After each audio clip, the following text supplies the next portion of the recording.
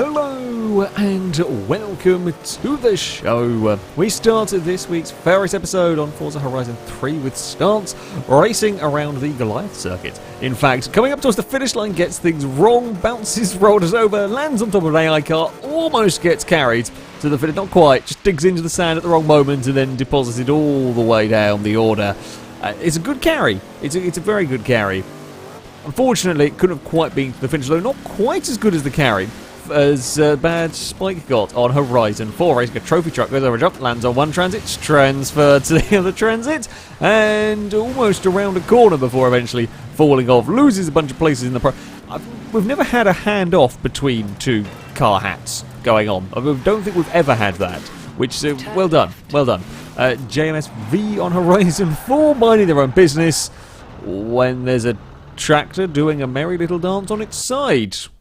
I mean, I think FailRace farming must have been involved somewhere along the line, however, you know, the usual things you find in England, apparently.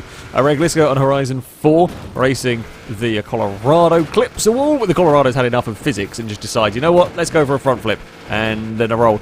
Gets lucky in that while losing a bunch of positions, it could have been considerably worse in all of that. Race Driver 43 on GTA 5, playing one of the new Arena Wars game. Now there's all sorts of wonky physics with these vehicles, let's be honest. This is quite impressive. Manages to first of all scoop one muscle car off, I think off the back of the bridge, and then another one does a double roll off the front of it.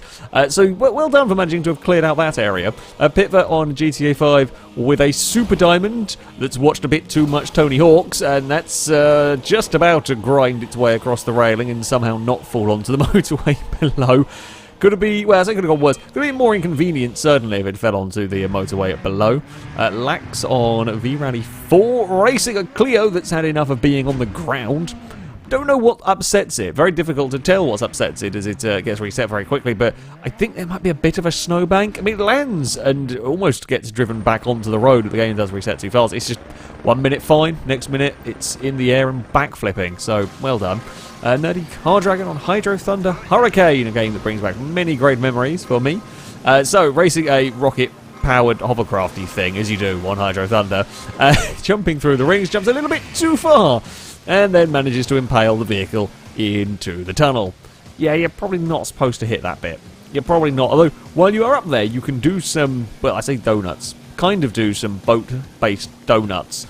Not very helpful for completing the circuit, and that is going to ruin your time quite a lot bit, let's be honest, actually.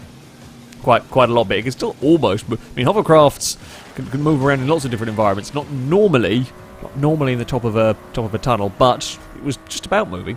Dawn on Monday on Need Speed 2015, finding out what happens when a Fiesta tries that last trick. Well, every so often it might just suddenly drop out of the tunnel onto the player's car. I mean, the Skyline does stay ahead of the Lamborghini, but it's never what you want, really. You don't want a random AI car dropping out of the sky in the middle of your drag race. A Krisha CZ on Trackmania Turbo.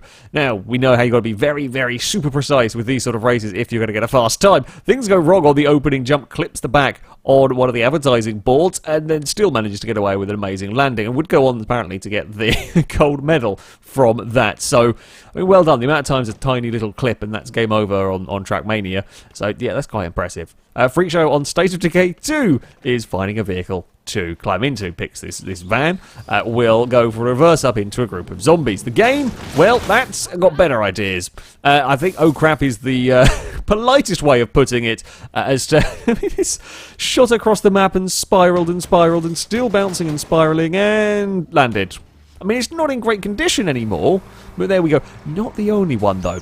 Tony Ski on Farming Simulator. Again, minding the own business, you know, doing what he's supposed to be doing, and that's not where tractor's supposed to be. Briefly under the floor, and some rocks, and upside down briefly, wait for it, you know it's gonna, here we go, you know it's gonna go to space.